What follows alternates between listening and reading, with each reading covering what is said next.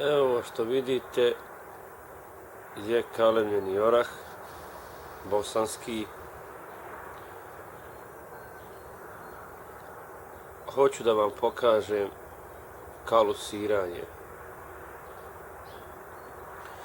što je i najbitnije za prijem plemke na podlogu. Evo ovdje možete da vidite na ovom mjestu gdje je meni ostalo ovaj ispupčeni dio, to je kalus i on prolazi skroz nakoso. Pošto je kalemljen na engleski spoj sa jezičkom, ovdje čak možete vidjeti plod, mali plodovi, ali oni neće ostati jer se neće oprašiti, pošto su u plasteniku i pošto možda kasni. To je jedan za primjer, ima njih i drugačijih i kalemljenih na drugačiji način. Isto ovaj krenuo također, oba pupa uspješno.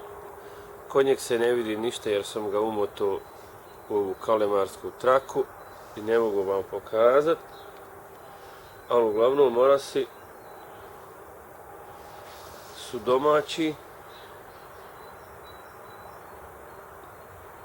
Evo ima jedan, sad ću da vam pokažemo to. Malo se bolje vidi. Evo ga. Evo oraha. Ovdje se baš dobro vidi. Znači, kalus je probio na sve strane. Spojio ovuda. Isto na engleski spoj. I ovo je rodna grana.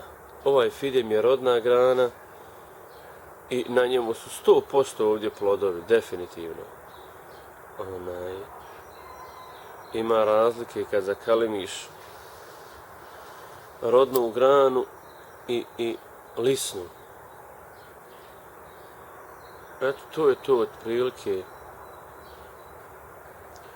To je taj kalus kod oraha, koji se postiže veoma teško. Kod ostalog voća je to lagano, ali kod oraha nije. Mora se postići određena klima i uslovi da bi uspješno kalemljenje oraha bilo. Eto, to je to.